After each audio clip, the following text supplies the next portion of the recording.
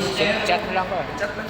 Oh. Grace Yuska, That's Sir. the President of the Association. Sa pamilya, sa aton nga That's Sir Lore, Miskatipan. ang yaban nga Retired gwapo, administrator. at sa iyang mga kabataan.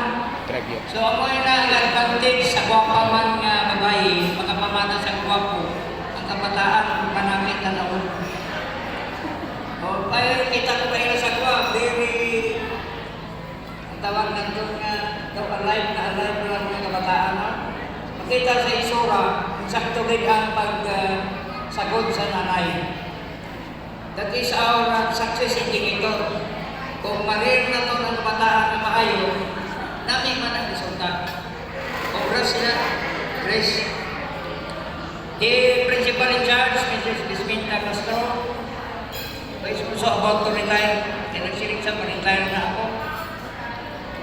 Patuloy-tugayin lang anay para nga magdako pa ang salary rate na to. Dako ang ato na pensyon. Kung magsako ka, gamay. Just imagine a master teacher to now is receiving almost 60,000 a year. So if you retire, your pension payment will be not less than 60,000. Sa among na parte, taas ang murag ko, pero huwag niya po ang salary rate sa una. Kaya nagdalit-dalit mga retire. All school administrators, the principal of the elementary school, si Ronel, the newly installed principal of Basag, may Bali-Bali, Restituto Binario, Sporting, Teknikra.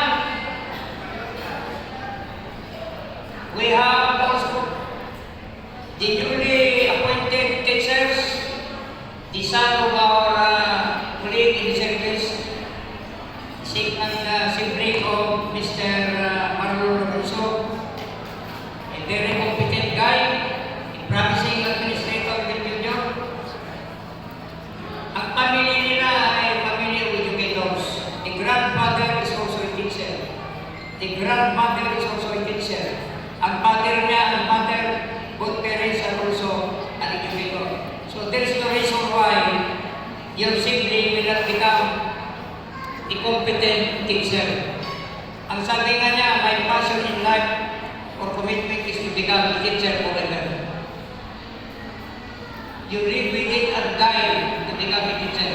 That is our role in the society. Other school administrators who are present, Magyato, Mr. Bernie Bidanyo, Inadari Nag-Ambal, Ari Pagay Nag-Atong Nanas, Pinagagwapo Maras, pero matapag na doon na iyan po. May also is planning to retire, Mr. Bantes. Lapit na lang sa mga retire na pinatagpan na siya. Pero sige lang ang tos na nanay. Ang mitrapista na rin, may mga kabaro, Timbukin yung millionaire, bago na nag-retire, si Jim Ligarda. Okay. O, mitrapista na siya. Pasimpol-simpol lang.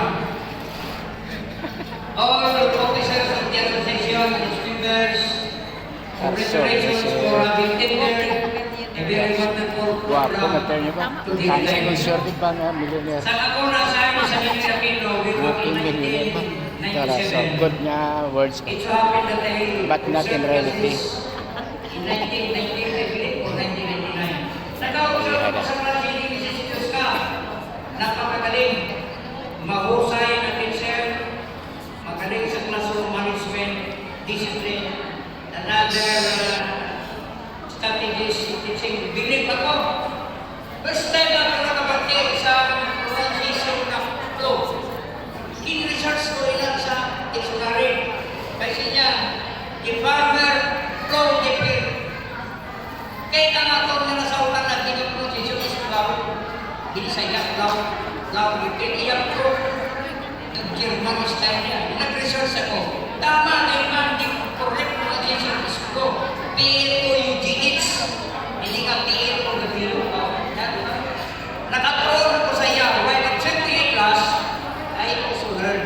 Amo na siya, Ken, hindi mo ma-sinig administrator. Occupying the highest position in the district. Ikaw lang pinakamarunong, no? Makatuon ka ginapon sa iyong mga pagdanan. Amo na, do not pretend that you know everything. Consult also your fellow teachers. Hindi mo baka, may nabasa sa may katabago. So sharing, so that is my episode of advice to my fellow teachers and administrators. Give and take lang kita sa ato nga pag-servisyo. Sa imo tayo, kay naabot mo naman ang retirement age. Congratulations! Kaya nakalingawas ka na sa imong problema sa health condition. Mayo! Saludo ko sa imo. Kaya ako amat-amat naman luya.